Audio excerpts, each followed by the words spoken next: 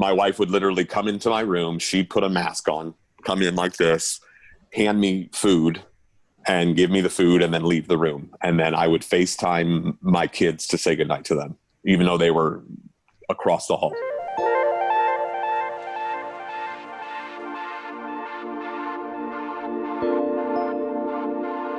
Welcome to Dadding While Blank. We are out of the studio doing things a little differently right now. Today we're talking with Jeff Nathan, a good friend of mine for a number of years. He's a father of two and he happens to be recovering from COVID-19. Here's Jeff. Jeff Nathan, how you doing, man?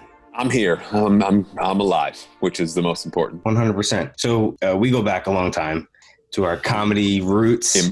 Just a couple of kids in New York City doing terrible improv. I mean, yes, and I agree with you.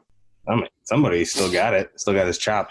You know, obviously I wanted to talk to you because you are recovering from COVID-19 right now. Yes. I'm on, let's see, it's been almost a month now.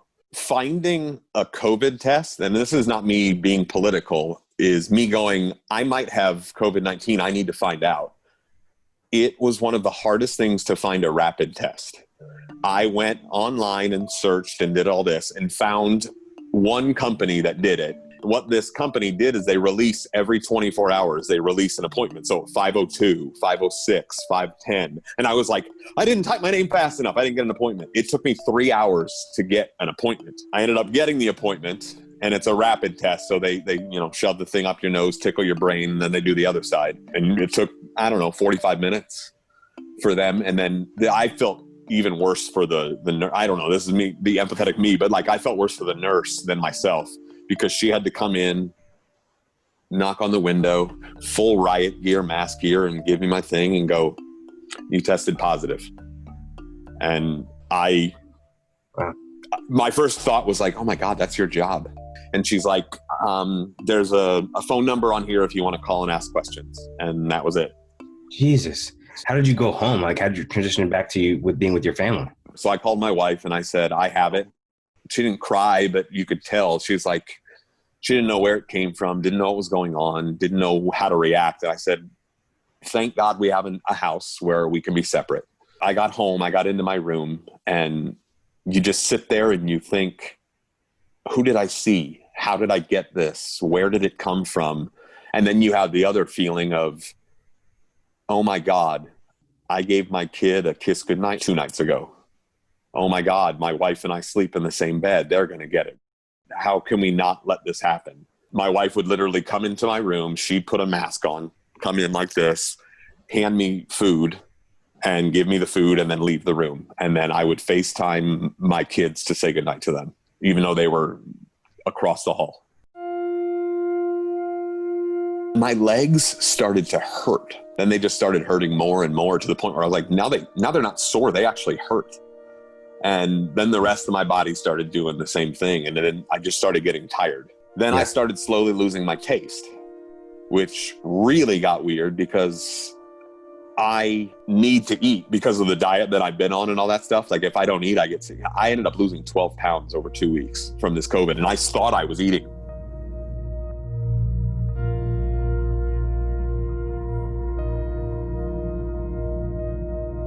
Made that decision a little over a year ago. And thank God that I did, because I don't know what the COVID symptoms would have been had I been 130 pounds heavier.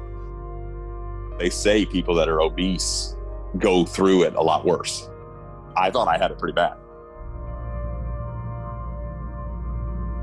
Day 3 at, I think it was 6 a.m. I'm never going to forget her face. My wife comes in, mask off, because she had a fever. And now the guilt comes in of, I did this. I gave this to my wife. I know that she's not going to be able to move for 2 days. So I stepped up and said, all right, I'm fine. I'll be okay.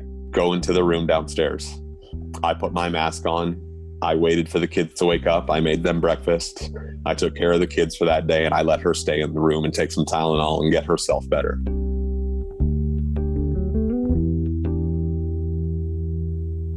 Just making a bowl of cereal for my kid was exhausting. Now we're parenting with masks on, which is just the weird. I can't imagine what my 3-year-old son is thinking. Trying to say, you know, daddy's wearing a mask to protect you and to not let you have it. It easily was 2 of the worst weeks I've ever had in my entire life. Day 6, my son spiked a fever. And then day 7, my daughter got a fever. And luckily, all they had were fevers. And we wouldn't have known they had a fever, thank God, unless we were checking their temps all the time. You always want to call your parents for advice, or you want to talk to people who have done this before for advice. Nobody's done this before. There's no book. For any parents out there, dads out there that find themselves in a situation similar to yours, any like words of encouragement or anything you think you might want to say to someone like that? We're supposed to be the tough guys.